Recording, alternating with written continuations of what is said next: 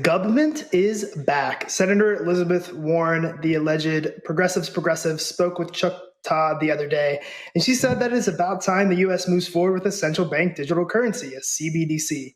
She, of course, tacked on that recommendation on the heels of dunking on the banksters, only to put the power into the most powerful banksters of them all, the central bank.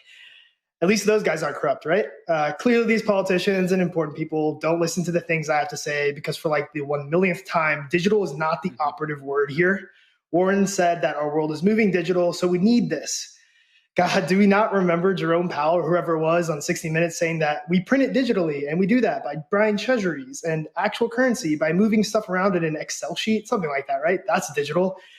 We have entire adults who have never cashed a check in their lives, right? Some of these adults might be tech entrepreneurs that are already obscenely wealthy. CBDCs aren't anything special, right? We have digitized money already, and the good digital money is the one that acts as a bearer instrument. I know I sound like a maxi, but this is something that could theoretically controlled by spending habits if I vote for the wrong person. Probably not a U.S. problem yet, but is that a door you really want to open here? Is there anyone who else wants to get mad about this? I think David feels like a good guy to know this. So I want you to go off on this.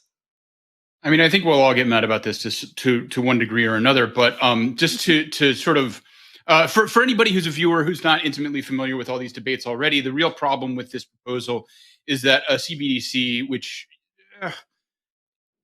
very loosely borrows some ideas from cryptocurrency, but ultimately has very little in common with crypto. The problem is that these are digital instruments that can be very easily tracked and controlled by the government. And the temptation to do that will be pretty constant compared to, for example, cash, which the US issues, but doesn't control the use of. Very obviously, which is why it's the number one money laundering instrument in the world. Anyway, this is why people want to create CBDCs so that the central government can have more control. I think, George, you made a great point about digital not being the operative word. You're trying to, I think, confuse people a little bit when you use that terminology. It's disappointing to see Warren continue to lean into this, and especially since, for those, again, who are not familiar, she's so hostile to Bitcoin and other cryptos, and the idea that she's simultaneously endorsing CBDCs is worrisome. Jen, you want to chime in? Yeah, I was reading this article, and it's a bulleted article, and with each bullet, I think my face got more and more like scrunched and cross as I tried to understand what is she actually saying. So I can't wait to watch the interview, and hopefully some of this can be put into context, but I really, really doubt it given some of the statements we've seen in the past. The first bullet said, so a lot of banks do wrong. We could improve that in a digital world. So let's do a CBDC. Like, oh, okay, Senator. And the last bullet is the one that made me the most upset.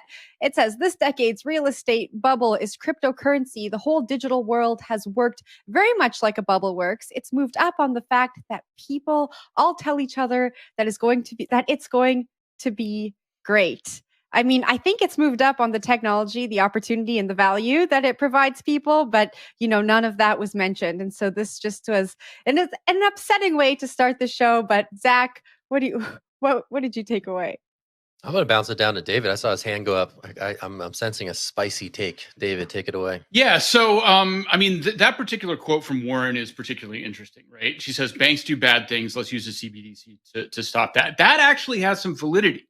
A CBDC that only goes to banks from the Fed, but then if you have a normal relationship between bank customers, and their bank, that's quite interesting because then the CBDC monitoring is being used to stop bank money laundering, which is a serious issue for those who aren't familiar with things like BCCI, Deutsche Bank. We could rattle out HSBC. These are banks that engage in large-scale money laundering on behalf of drug dealers primarily. If a CBDC that was monitored by the Fed was being used to stop those activities, but not restrain consumer activities, maybe there's something there. So, and the real estate comparison is so laughable. I mean, was real estate invented in 2005? Because that's the only case in which that would be a valid comparison.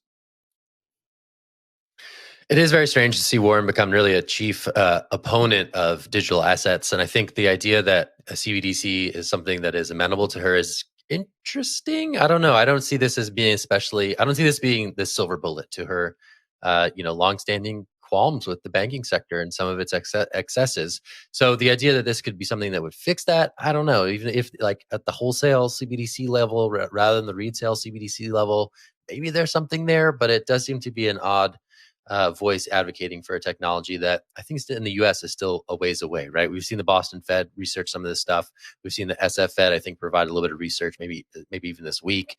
But the idea that a CBDC or a digital dollar is coming soon is a ways off. There are certainly advantages. Just the idea of being able to airdrop dollars into people's accounts in times of crisis, I think may be attractive to progressives on that side of the aisle there in Washington. But it is interesting to see Elizabeth Warren kind of become a big voice in the conversation regarding cryptocurrency in DC. George, I saw your hand. I'm tossing it straight to you.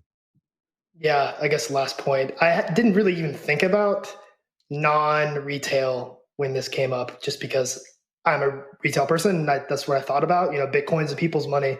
But David makes a really good point. If these CBDCs can keep banks honest, and if they end up being, if there's a public ledger out there showing what they're doing, that would actually be pretty interesting. Maybe we can stop money laundering after all, but who knows? Maybe that's wishful thinking. I like the idea though, David. Maybe she isn't so evil.